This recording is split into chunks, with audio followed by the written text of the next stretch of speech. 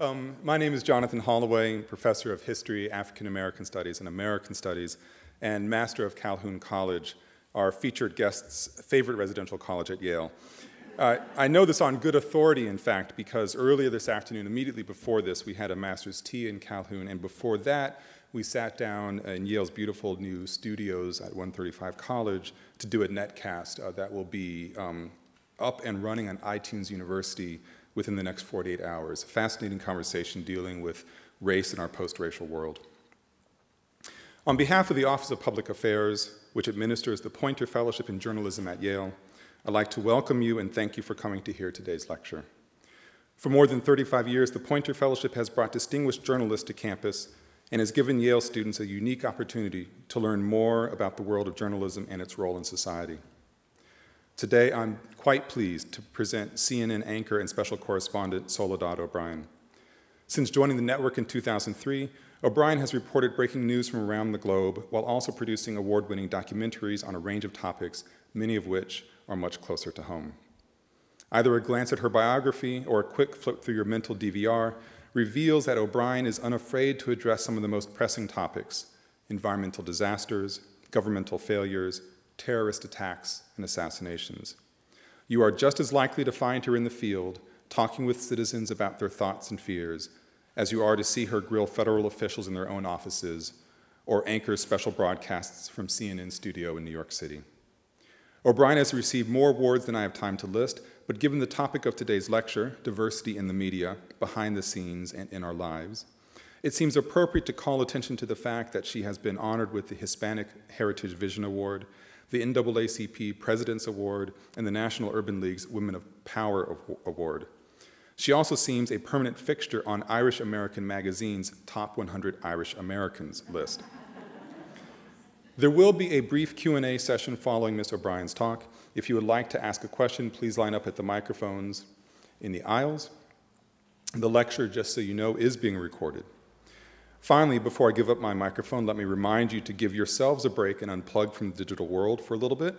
In other words, please turn off your mobile devices. Without further ado, please welcome Soledad O'Brien.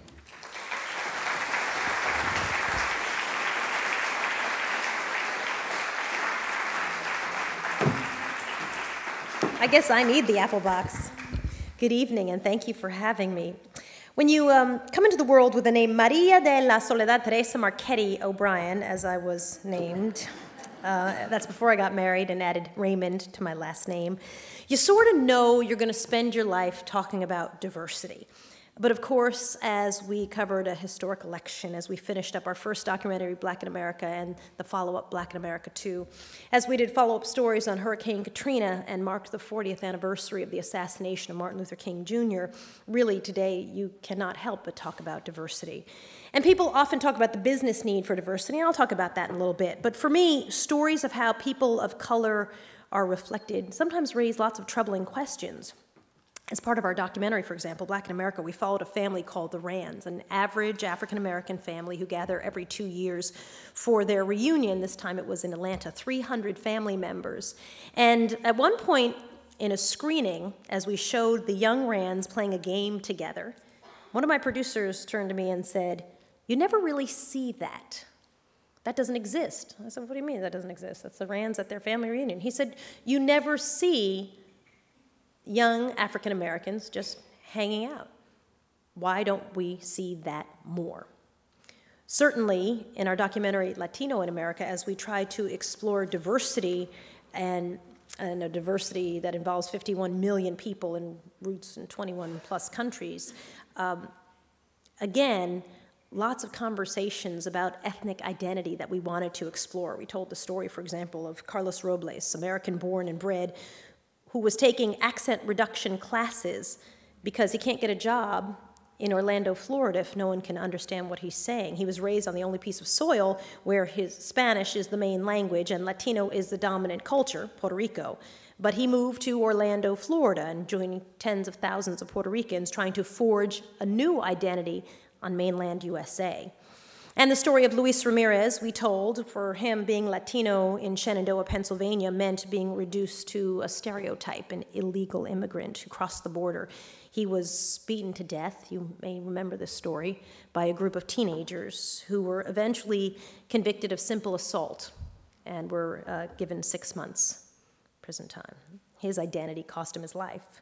Marlene Ferro is a woman we told the story of in our book that goes along with the documentary. For her, being a Latino in a Miami suburb means that she can throw her daughter a quinceañera, running about $40,000, find 30 kids, all of them second and third generation Americans who are fluent in Spanish, who dance salsa well, and she's part of a Miami culture that has adapted American identity to its Latin roots. And for Bill and Betty Garcia, we told their story as well. Being Latino in America has meant teaching their children that it means something to have parents who are Nuyorican and Dominican, even if they feel like they are two young black men living in Charlotte, North Carolina. Their parents want them to figure out and define who they are, not be defined how people see them in Charlotte. And Eva Longoria Parker, for her, Latino in America meant gaining fame as the Latina in Desperate Housewives, a star, even though she is 9th generation American, and her people came to America before the folks came over in the Mayflower. She says she refuses to be identified as anything other than a talented actor who happens to be Latino. For me, all these conversations about diversity and the images and what images we don't always see are about thinking differently, I think. When it comes to diversity, and also, I think, by extension, innovation, all that requires thinking differently. And it can be breathtaking when it's done right. I'll give you an example. I was having a coffee with the woman who runs the UN Food Bank, and she was telling me all the problems that she had getting communities to value education in some of the African villages where they serve. Once the girls turn about 8 years old, she said, the families find the girls more valuable to stay at home because they're old enough to help with the smaller children.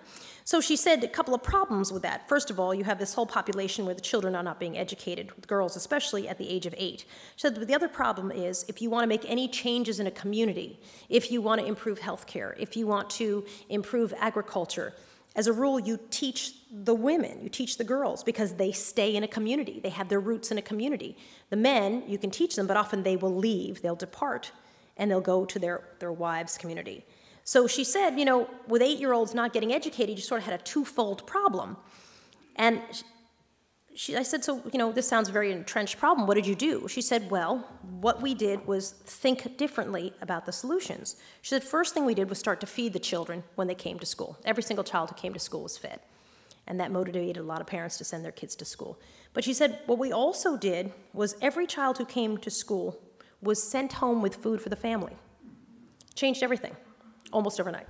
Literally, just thinking differently about what your solution could be made a dramatic societal change. All of a sudden, these 8-year-old girls went from being sort of lowest on the totem pole, hierarchically, to being valued, to the point where people were pushing them out the door to be educated. And maybe the parents were focused on the short-term gain, but the long-term gain for the community, children who were educated through their high school years, who eventually would be able to be taught healthcare and agriculture, became much more valuable. Not only did the parents push their kids out the door, the society embraced that value. Almost overnight, she said. It was breathtaking. And to me, that was a really good example of just how powerful, sort of thinking a little bit differently about what a solution could be. I mean, it's not really, if you think about it, it's not that startling a solution. Just how quickly it made a difference is startling, and how it could have these massive societal implications. And it made me think, well, what could we do in our own worlds, our own families, if we thought a little bit differently? In New York City, Professor Roland Fryer is doing something similar. He was featured in our documentary, Black in America. He's an economist at Harvard. Not just an economist, he is the youngest African-American professor ever tenured in Harvard's history. He's 31 years old. And he's been working on a controversial issue, which is to figure out how to close the achievement gap between black, brown, and white students in the New York City public schools. His latest project is very controversial. He gets hammered in the press. It is an idea to pay kids to learn. Works like this. In New York City, kids take a number of standardized tests. In those 10 tests, fourth graders can get a percentage of what they score on those tests as cash. $250 for fourth graders is the max. $500 for seventh graders is the math. And Critics have said to me and to him, "You are destroying the love of learning in children." And he has said in answer to that, well, look at the graduation statistics. In New York City, they're around 50% graduation rate. But if you look specifically at African American males, you will see that in some schools, the graduation rates are 29%. I mean, that's a staggering number. That actually is a number where truly I think people should be out in the streets screaming in anger. 29%. So he says we have to think differently. Maybe my idea does not work, but we have to try a different paradigm because what we have right now is clearly not working. He's got a 2-year program. He's in about a year, so we have another year before we figure out whether it's been successful or not. But he told me the story of a little kid called Jamal, who was in the Dallas program, which is kind of a similar program. In the Dallas program, you're paid $2 per book to read a book. And I said, so tell me about this kid, Jamal. He said, well, I said to Jamal, so Jamal, how many books did you read? And Jamal said, I read 38 books. And Dr. Fryer said, 38 books, because you're only paid $2 per book up to 20 books. He said, well, why 38 books? And Jamal says to him, for the love of learning, sir, which I said, oh, Roland, you do not believe it. He said, Soledad, this kid was a Class B hustler at best. He said, but. I said to him, but Jamal, why 38 books? You're only getting paid for 20 books. And he said, Jamal looked at him like he was not particularly bright and said, I'm not going to let my friends beat me at reading. And he said, so is this ruining the love of learning? Is it growing the love of learning in a small child? The results are still out. We won't know for another year. But it is an example of competitiveness about academics in a child who has never shown that before. It is about turning what is on its head and thinking differently about what a solution might be. Probably where we saw a lack of thinking differently most overtly was in Hurricane Katrina. When the storm blew through, of course, response was slow, it was confused, and it illuminated a host of problems that had been in New Orleans and been ignored for decades. But when you saw all those people at the convention center or at the Superdome, the pictures became very clear about what was happening in New Orleans. In those very first pictures, they were poor, they were black, they were elderly, they were stuck. They had no political clout. They were literally begging for food and water. We spent the first week after Katrina hit covering the story from our studio, sort of watching things unravel. And when I interviewed the FEMA director, Michael Brown, the Friday after the storm struck, he listed for me all the provisions that were making their way into New Orleans. And to almost brag about what was coming when, frankly, we were able to start dropping supplies into Banda Aceh 2 days after the tsunami struck. Seemed a little much. The interview we did, but more importantly, of course, his actions during the storm led him to resign shortly afterward. But Katrina, for me, has been a personally riveting story to cover. New Orleans is a city that I will never abandon.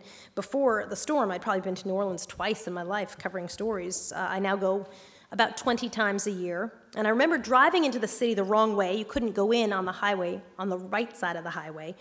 All we had was what we could carry in our RV, fuel and water, and 14 people in our RV.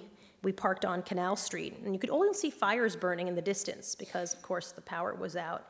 But as the sun rose, you could see just how devastated the city was, just how, it was amazing. I mean, literally, there has been nothing that you have seen on TV that looked like it did in real life. It just was so incredible to watch.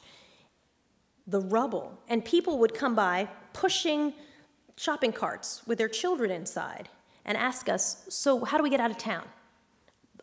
We who had just arrived hours ago, how do we get out of town? Just absolute chaos.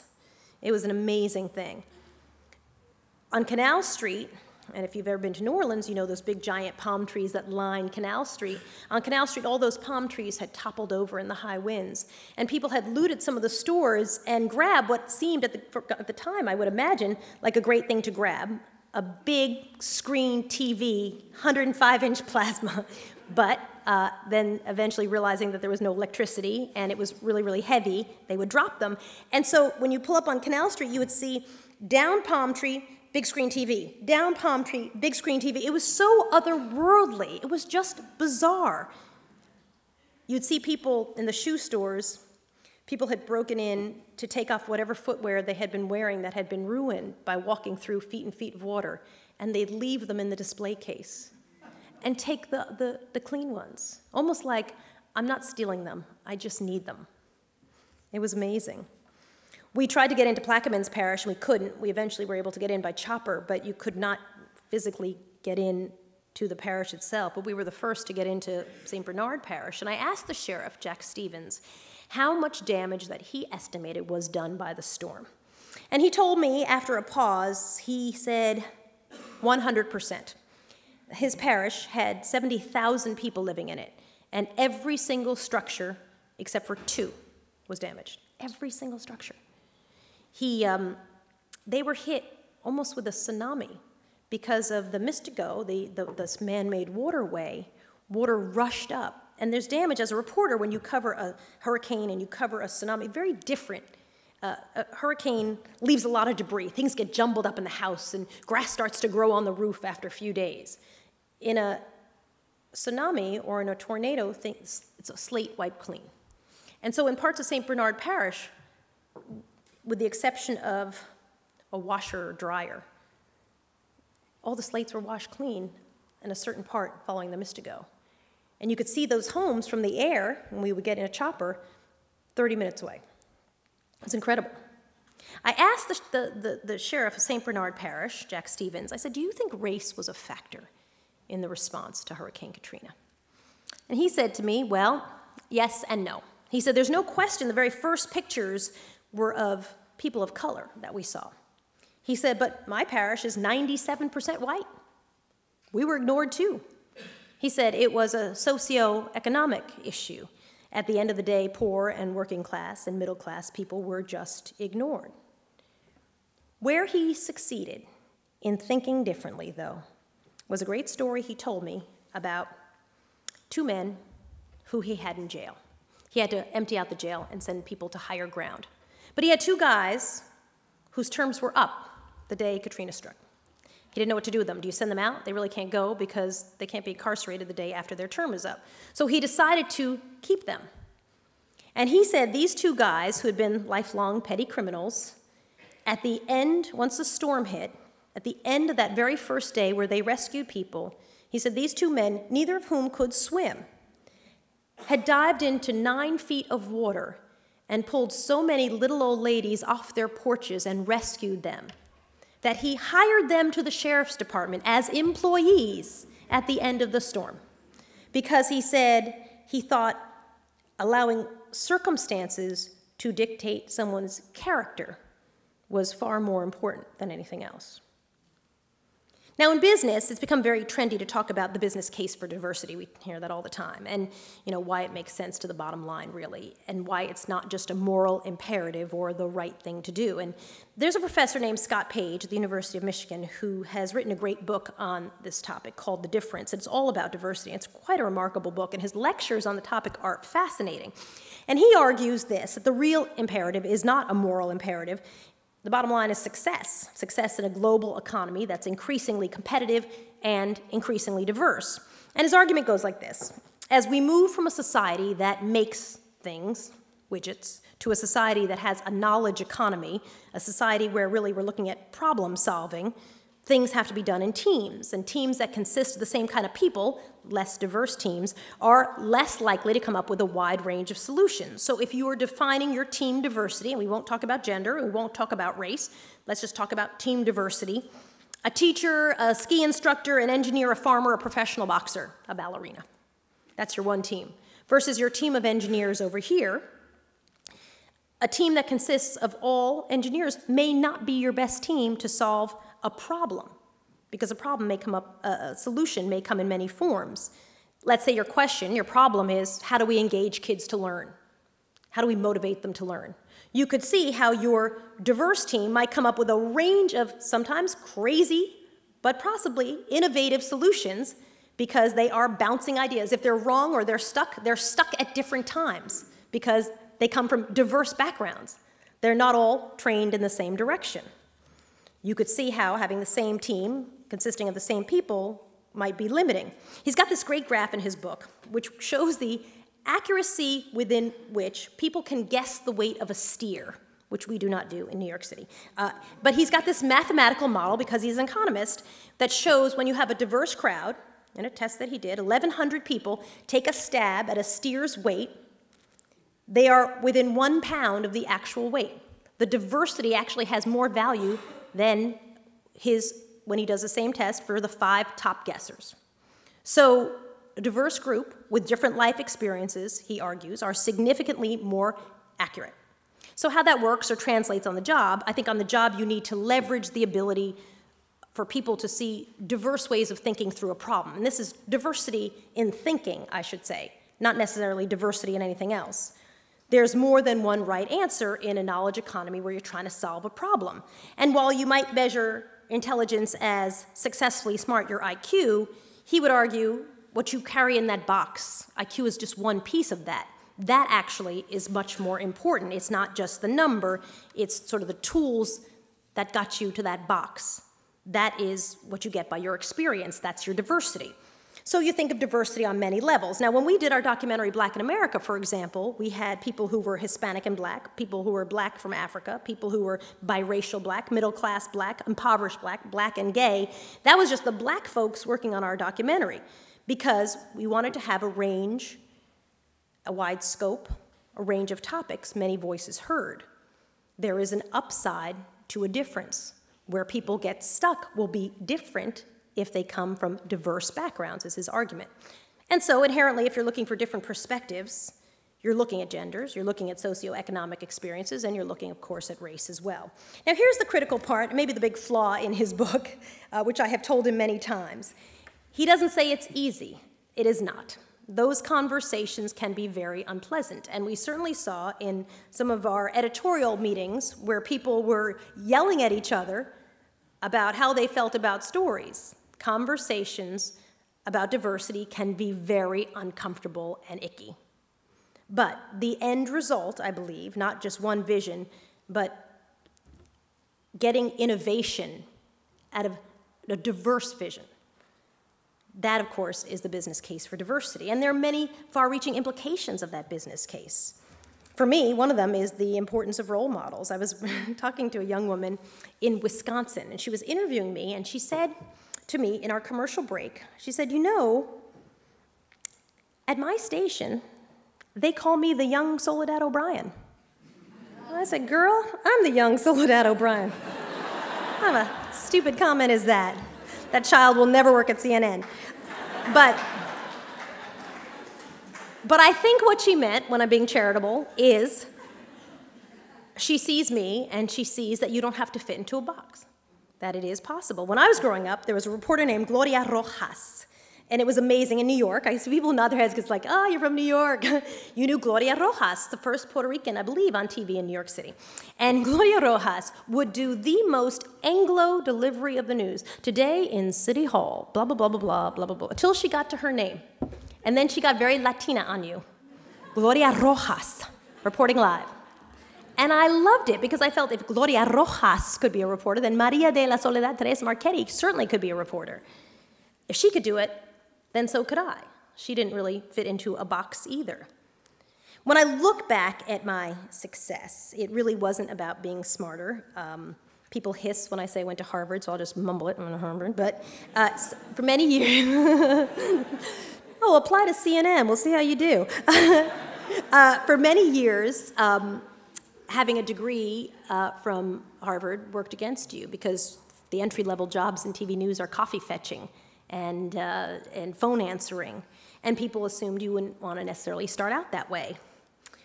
But for me, it was about persevering and sort of staying in the game. When Drew Gilpin Faust was named the first female president of Harvard, I was asked by Time magazine to write an article about the impact that her appointment would have on girls and women. And I told the story of my sister Estella, who had been at Harvard 3 years ahead of me. She was a physics major, and she was constantly pressured to drop out because girls do not succeed in physics, and minorities do not succeed in physics. I called her to fact-check this article I was writing, and I said, gosh, so you got a lot of subtle pressure. I remember you telling me that. She said, it wasn't subtle. My advisor would call me. Girls don't succeed in physics. Minority, you should drop this major. She finished Harvard in 3 years, went on to get her master's in astrophysics, got her MD and PhD in medicine, and she's an eye surgeon today. But every step of the way, she was told, girls will not succeed in this field. Minorities will not succeed in this field. And I said, well, why did you stick it out? when everybody around you was saying, you cannot do it? And she said, well, clearly, it was Mom and Dad. So I'll backtrack and tell their story a little bit. My mom and dad met in 1958 in Baltimore, Maryland. My mom is black and from Cuba, and my dad is white and Australian. And they met at Johns Hopkins University, where my dad was working on his PhD and my mother was working in the chemistry department. And my mother would tell me the story about how they would go to daily mass. My father would drive, and my mother, who did not have a car, would walk. Every day, he would drive and wind down the window, and for any college students, windows used to wind down on cars. It was a long, long, cell phones used to be this big, long ago. So he'd wind down the window of the car and say, would you like a ride to daily mass? And my mother would say, no, thank you, because you don't take a ride from a man you don't know well. And I'd say, to daily mass? You can't take a ride with the guy going to sit at the other pew every day. Would you like a ride? No, thank you. And one day, my mother said, yes, I would like a ride. And they made a date to go out to dinner. And every restaurant they went to on that date would not serve them, because my mother's black and my father's white. And they said, well, he can come in, but she cannot come in. Every single restaurant. And so my mother took my father back to her apartment, because she's an amazing cook of incredible Cuban food, and she whipped him up dinner. And she told us this story, her daughters. She said, because girls, if you can cook, you could get a man. I kid you not. That was the entire point. What we took from that was much greater. I like to say, I can't make it, but I can make it happen. They instilled in us, I'm an excellent microwaver, they instilled in us, dream and do what you want. Push and achieve what you want. Go and get what you want.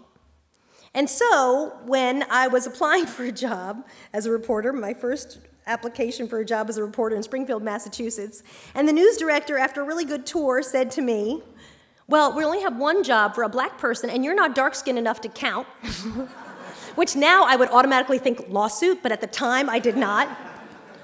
I could retire and never work again. I remember calling my mom and saying, I can't believe, should I be more offended that there's just one job for one black person? Or conversely, should I be more offended that I won't get said job for said one black person? And my mother said, listen, you don't want to work there. Work around it. Go somewhere else. Find a place that wants you.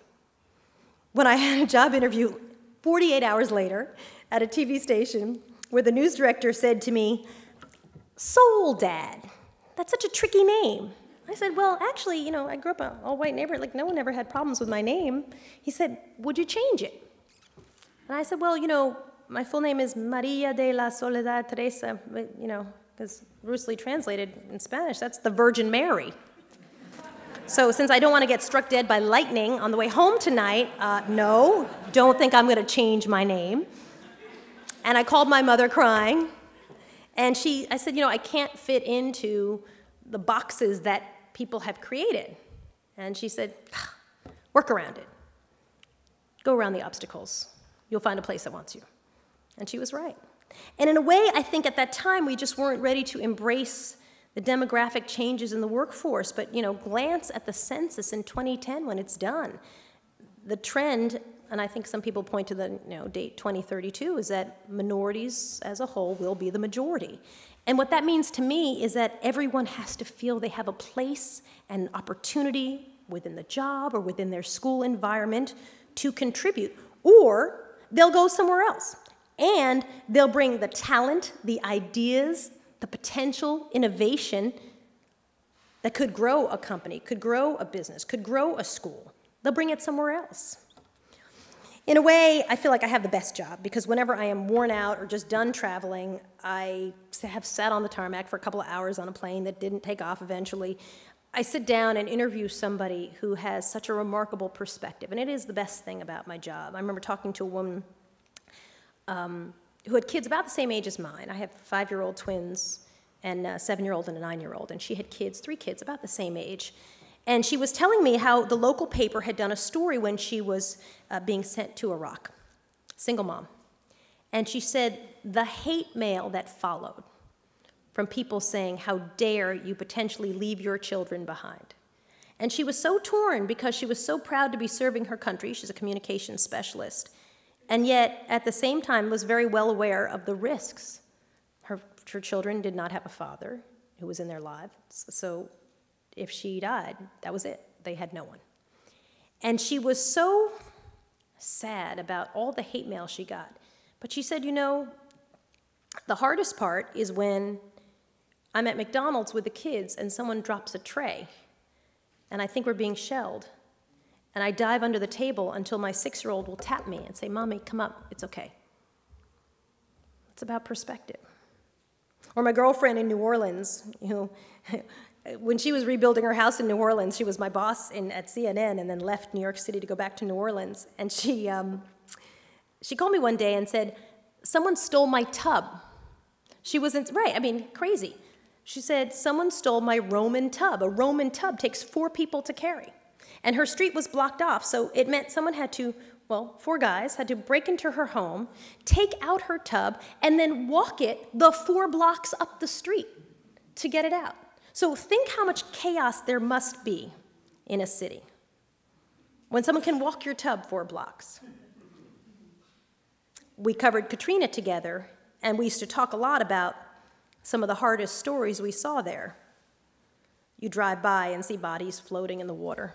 And during our live shots, you know, we started the show at night, and it was dark. But as the sun came up, you'd see blue tarps bobbing behind you.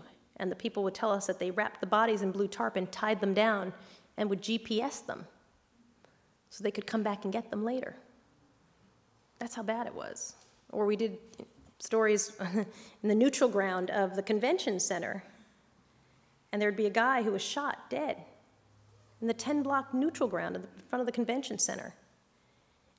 And as horrible as that was, what was so much worse was to come back 3 days later, and he was still there.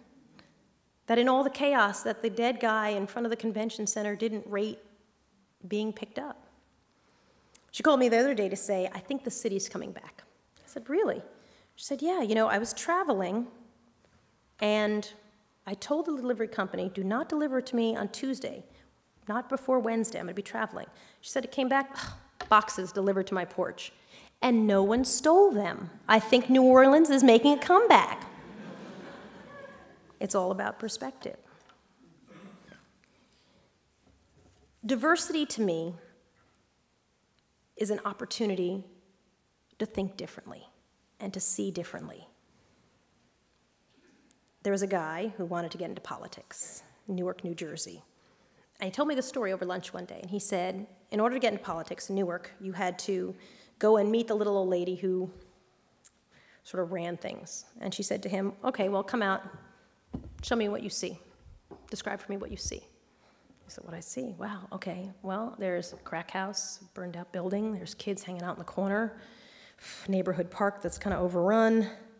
And she said, I don't mean what you see now. I mean what you see is possible. What do you see? How do you think differently? What we don't need is a politician who lists all the problems. What do you see is possible in Newark, New Jersey? He's the mayor of that city now. It's Cory Booker, and he tells this story about how he opened his eyes to think differently and see differently about solutions. As a rule, I don't like speakers who speak in quotes, usually because I don't understand them. I can't understand what they're, Theodore Roosevelt once said remarkably, blah, blah, blah. But there's a worthwhile one, and it's really a staggering quote. It's from Dante, and it was said to be President Kennedy's favorite quote. It goes like this. The hottest places in hell are reserved for those who, in times of great moral crisis, maintain their neutrality. That's a great quote. That's a great quote. That's a killer quote. Because think about it.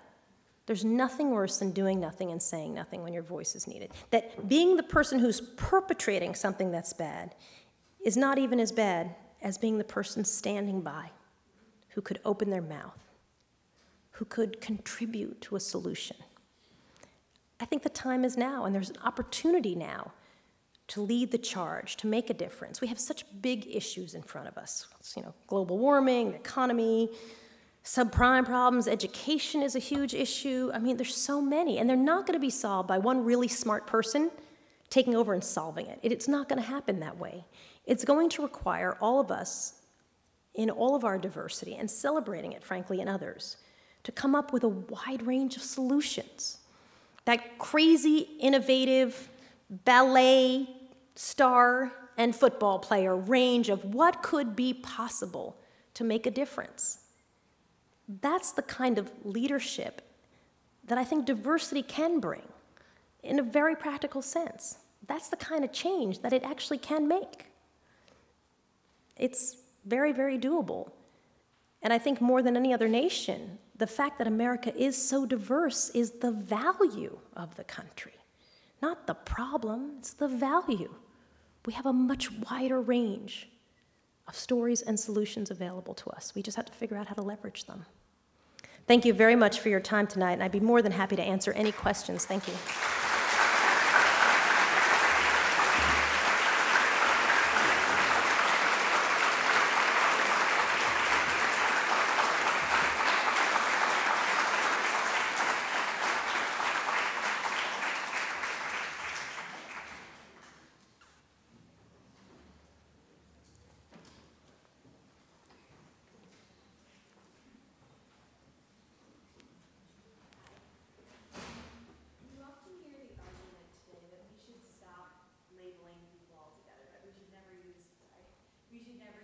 Black, Hispanic, we shouldn't count it on the census. It's a social construct, people like to say. Yeah.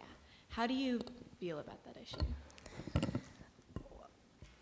There are a lot of black people who feel like it's not a social construct, that they're just black. I think that that's one of those very philosophical conversations that don't have a lot of grasp in practicality. And what I also find as a sort of a sidebar to that is people will also say, you know, when are we going to get to a point where we're not seeing race? I don't want to see color.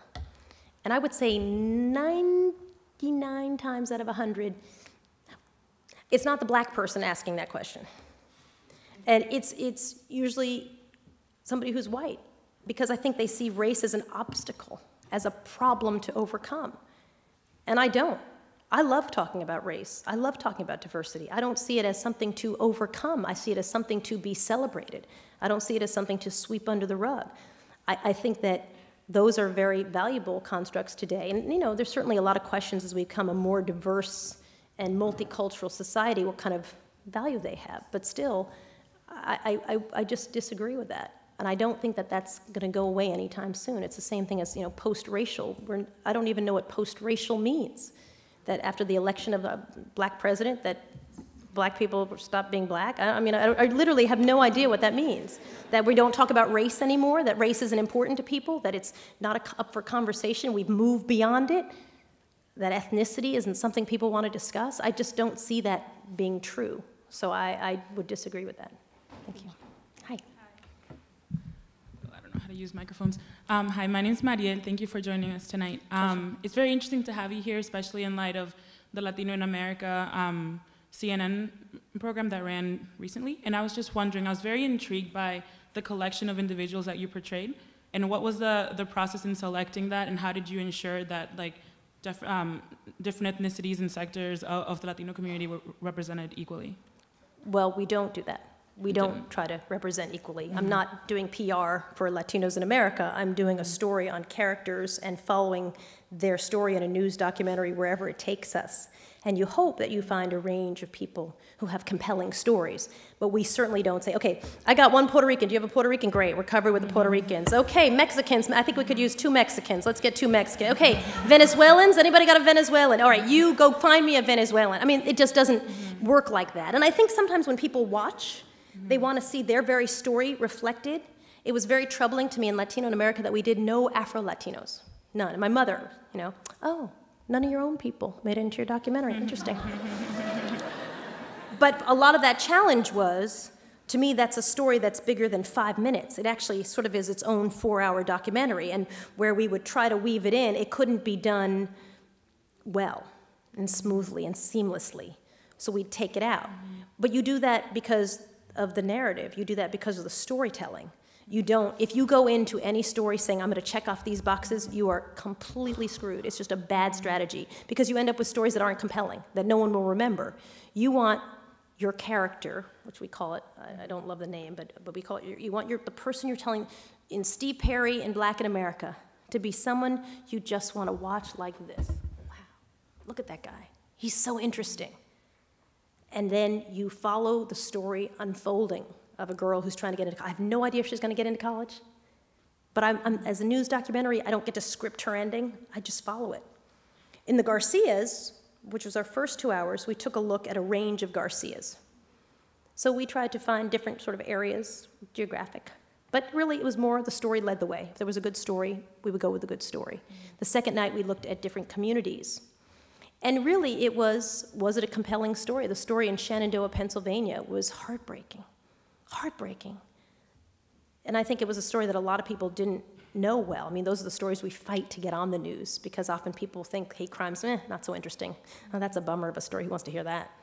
But we fight to get those on. And so for stories that we thought were valuable stories to tell, then we would push to tell them. And again, you see how long they go is how the storytelling flows. And a small follow-up to that then, to what extent were you involved in the cutting and pasting of the program?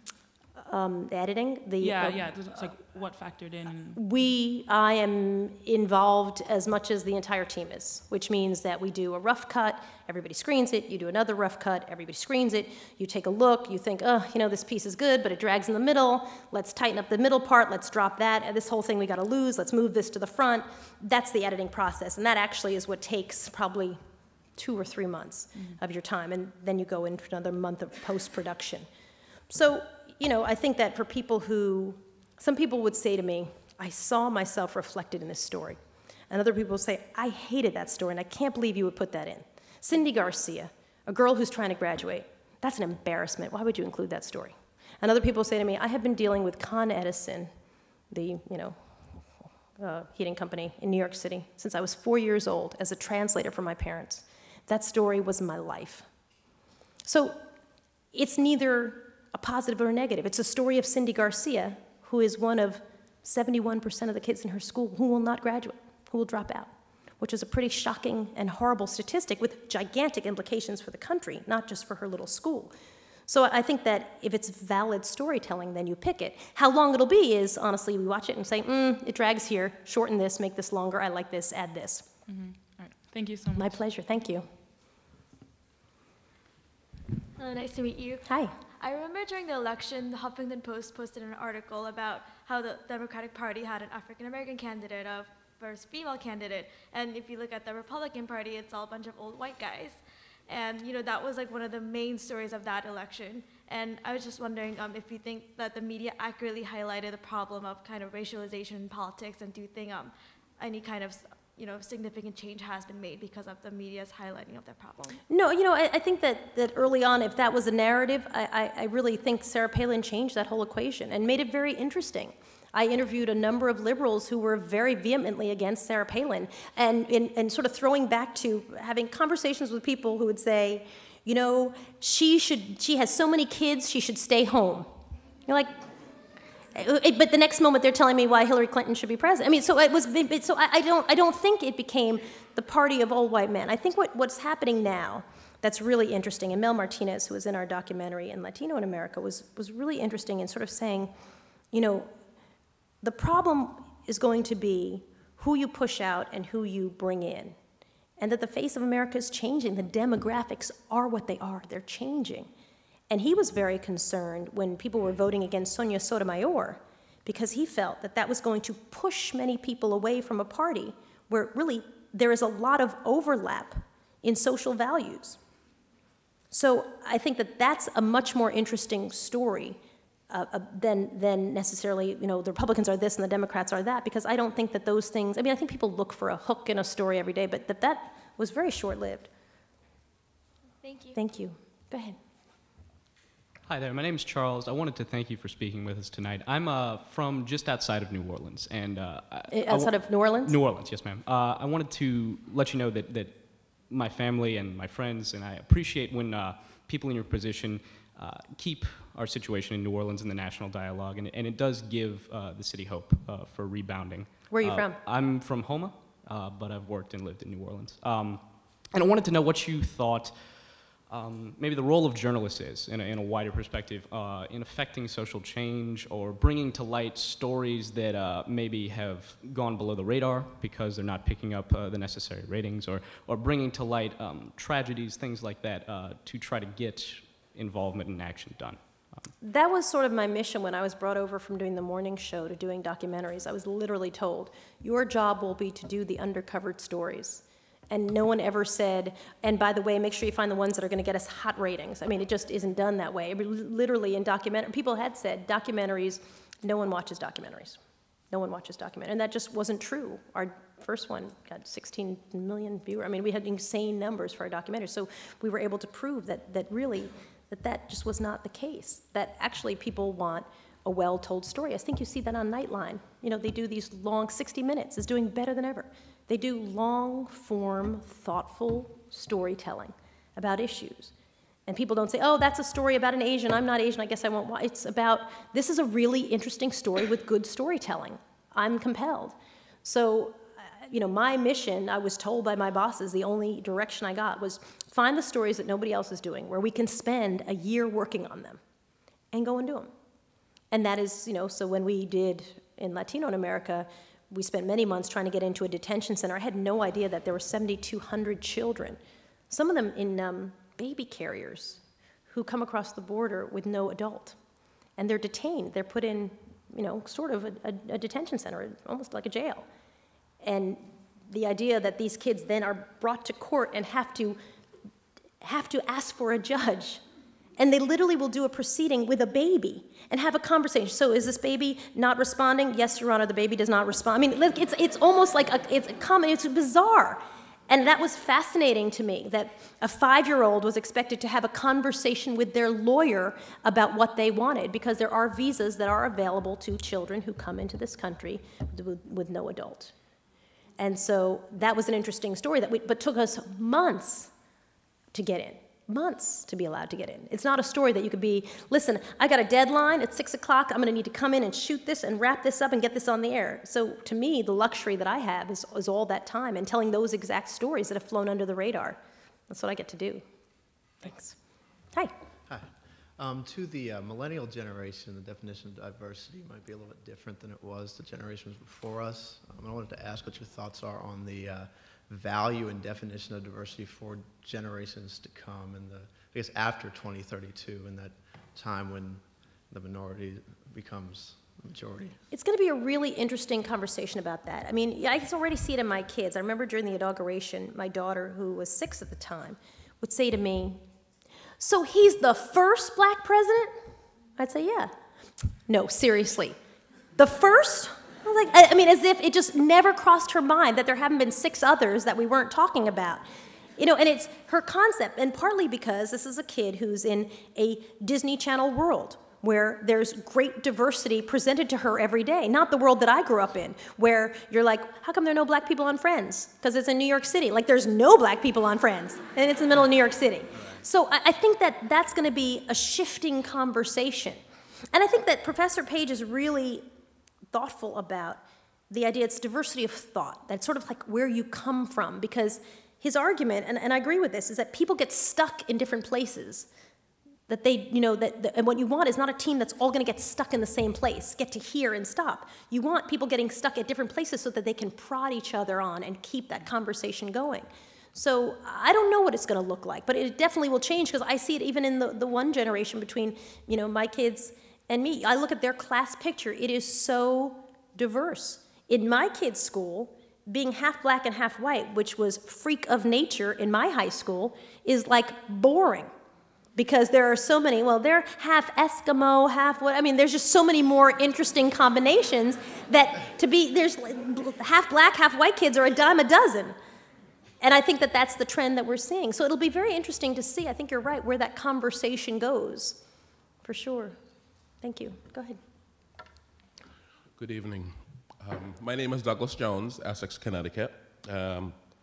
Firstly, thank you for your commitment and contribution to our liberties.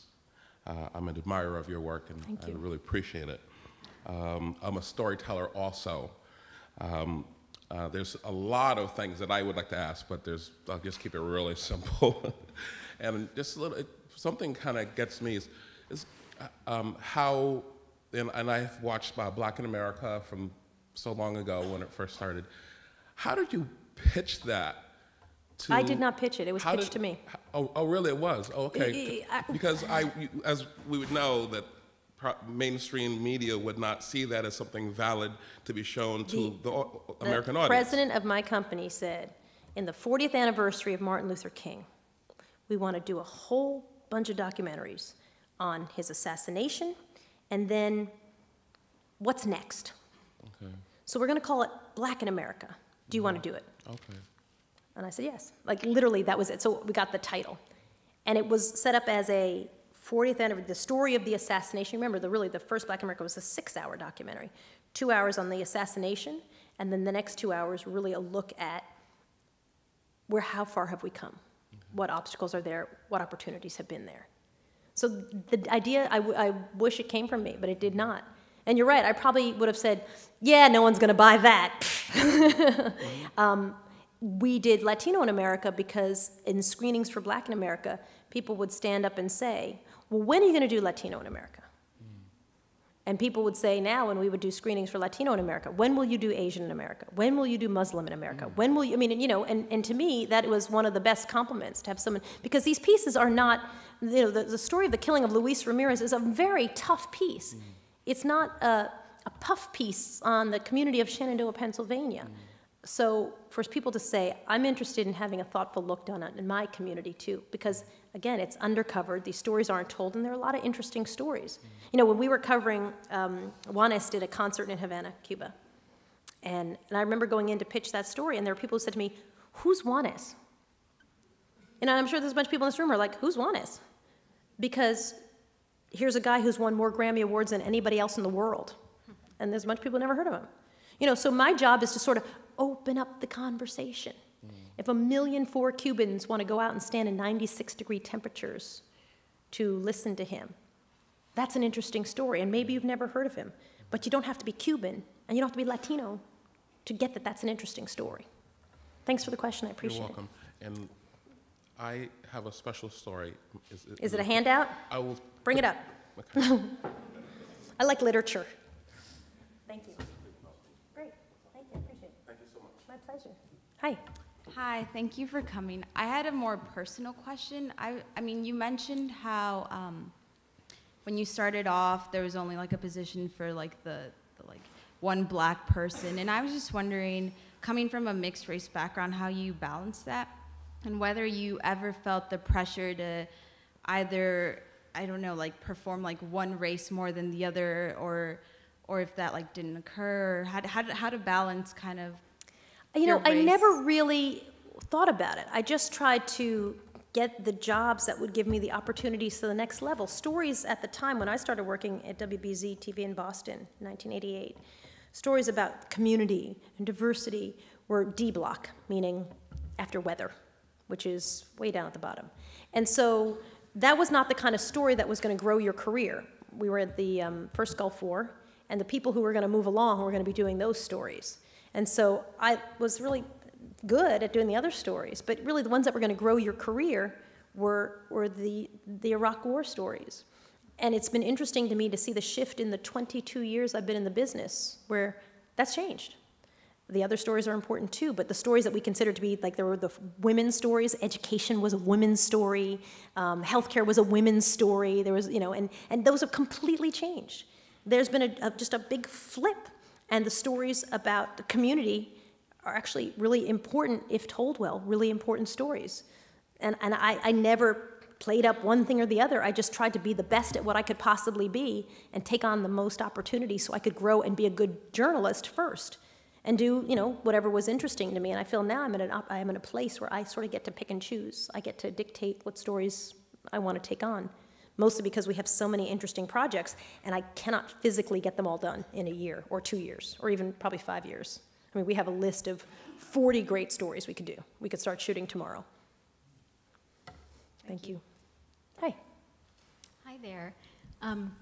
I've been reading recently about how CNN has been losing its audience to some of the more politically polemic cable news stations like Fox and MSNBC, and I just wondered what the reaction is at the company and what they're planning to do in terms of changing course or what they're committed to. You know, my boss, the president of CNN, said the other day that nothing changes because he said, listen, we're just not going to, I think he said, we're not going to run cartoons. We're not going to respond by doing something. We're going to continue to do what has made the company successful, which is to cover breaking news, to cover important news stories. And it's funny because a year ago in the primary, CNN was killing it. I mean, we were beating network news. And so to me, it's just one of these cycles, that it literally is an up and a down cycle. And I think you can see that whatever the time period was before Hurricane Katrina, my guess is Katrina, again, you know, it was here. And suddenly CNN could do no wrong. Katrina coverage was amazing. We were, you know, and then all of a sudden you go back into a down cycle. So we've been certainly told, because of what my boss has said in the media, we will not change. We will certainly not start doing, you know, taking sides. It's just not what we do. And I think at anything at CNN, the idea of the importance of the brand, of just, you know, that for me, certainly, it's important to me as an employee of just accuracy and, you know, and fairness. That's really critical. So he has said, and I believe him, that nothing will change for us. Thank you. Hi, my name is Martine. I'm a junior here at Yale, and I work for the Yale Daily News. And I think that one of the challenges of being a minority journalist is overcoming the stereotype that your minority status perhaps makes you more biased or sympathetic to... You have an agenda. You always have an agenda. Yeah, exactly. I mean, is that something that you've come across, you know, during your time as a journalist? Interestingly, yes, but never at the levels where it mattered. It was never among my bosses. And part of that was just, if, you know, your work has to speak for itself. But I think certainly among colleagues, there were people who would, you know, I used to have to do my people are Cuban. We have no dog in the immigration debate, okay? So we land, my cousins, when they got here, they're in. Because people would want to have a conversation about immigration and feel that I had somehow had a dog in the fight. When I just want to tell good stories. If it's a compelling story and there's a great character, I'm happy to do it. If it has an interesting twist, all the better. Let's follow that story. If I'm allowed to shoot every moment of it, fantastic. I have no dog in the fight. And you're right, that is a double burden. And, you know, and I think that we all walk around with these burdens. Every woman who, you know, once you have a kid, everyone will assume that you're not working as hard as everybody else, you know, because you're going to run home and take care of you. That's, you know, and actually I have found that I've gotten much more efficient with kids. I just get much more work done in a certain amount of time, much more. But that's just another, you know, and you'll have bosses who will tell you, do not put pictures of your children up on your desk. You know, and others who will say, listen, we celebrate family, blah, blah, blah. Whatever, you know, everybody has these burdens that, you know, if you can call them burdens. This is just what you get to carry around with you. But it'll also inform you. You know, I mean, my parents were really interesting on these topics. You know, they used to say all the time. I say to them, like, when you were dating, you know, did people like spit on you when you walk down the street? And my mother would sort of shrug it off, and she'd say, you know, but the possibility of America is so great. Like, so what? So people spit on you. America is so much better than that. Like, that's not why we came here. We came here for so much bigger prize. So if you're going to worry about the people spitting on you, you're going to spend all day worrying about people spitting on you. I'm aiming at this. And that's really what you have to remember. Yes, there's no question. People will assume you're 3 days away from joining the Black Panthers, you know, some of the people in your news organization at some point. It's true. That's just a fact. So what? Go and do good reporting and have people say, holy crap, this is an amazing story. This is great. Who did this? Then you win. Then you win. You know, and that's the goal, is to make the stories great. And then you win. Good luck. Hi. Hi. This question is a little different, but I just wondered... That always scares me. Different how? Different bad? Different good? When you were applying for jobs, and you know there's that section that asks you, are you African American? I check everything. You check everything? Everything. I do it sort of because I'm a little pissed off, so I just check every single box. I don't check everything. I just kind of say, I just avoid Pacific it. Islander? I'm conflicted. You know, check it all. Yeah. Why not? I don't know. I just, first, you know, I've been through so many iterations of the census, and early on it never really felt like you were being described accurately. Now you can check a lot of boxes, people don't mind, but early on you had to pick a box, and it was always like, well, this box isn't it, and that box isn't it. Right. So, you know, I guess to me, one thing my parents did really well in raising us was to be very, my mother used to say when I was growing up, don't let anybody tell you you're not black, and don't let anybody tell you you're not Latina, you're not Cuban. And I was like, who's the they? I'm in an all-white neighborhood in Long Island. Like, what is she talking about? I thought she was literally insane. As if people, there were all these people who are going to come and tell me you're not black and you're not. I'm like, who? There's all these people here. We were the people in town with the big giant afros and the VW bus. It was, I didn't know what she was talking about. I thought she literally was nuts. And then I grew up and realized, like, wow, there are all these they who are going to sit there and sort of say, oh, you're this, oh, you're that, oh, you're this. And luckily, by then, it had been so drummed into my head that I had a very clear sense of who I was. It really was never in my head, and I can speak for my siblings, too. It wasn't up for debate. When people would say things, it just didn't sway me at all. It made no difference. So yeah, for the census, when I just thought I would screw it up, I just kind of check it all, because I felt like I'm only allowed to check one, and it's not appropriate. Yeah. Now you can check as many as you want. Okay. But, Thank you. Pleasure. Hello, thank you for being here. My name is Jordy, and I also work for the news. And I'm Dominican, born and raised in the island. And I remember when I got into Yale, a friend of mine jokingly said, oh, you got in because you're Dominican, you're a commodity. Affirmative action candidate. Yes, you're a commodity, you're there because they want a Dominican as part of Better to get in because you're Dominican than not get in because you're Dominican. I know, but I mean, have you ever encountered that in your career where the fact that you come from a diverse background actually helps you rather than hinders your performance or your progress in the field? I think as a journalist, for me, to be an insider and an outsider is very helpful. To both be able to be in a community and also be able to ask serious questions is a very valuable position. And I never minded it. I was always an outsider where I grew up, and it just was, I knew that at some point I was going to get to go to college and be around a much more diverse group of people because we lived close to New York City, and I could see it, it just wasn't where I was living at the moment. I just think those things people said the exact same thing to me all the time. And it just really never stuck. It never bothered me at all. I really genuinely didn't, someone else's take on why I got into Harvard, when you're hanging your degree up on your wall, really doesn't matter. And I think it's just, at some point you come to terms with, this is what I bring, and I bring a very diverse group of skills. And some of them can be where I'm from, and others can be academics, and others can be my ability to talk interviewers into liking me so they want to get me into the school, whatever. And you stop worrying about how other people perceive how you got where you are. And when I was working at San Francisco, my first reporting job, I remember walking down the hall, this group of people talking. They're all talking. And they're talking about this affirmative action candidate that they had just hired. And I'm like, wow, who is it? And it was me. But I had been the only person in that newsroom who, I had been a producer for NBC News. I mean, I had never been on air, but I had a great resume. I mean, it was actually so crazy that I laughed out loud because I was like, oh, excuse me, I'm walking into this conversation. You're discussing me, my bad.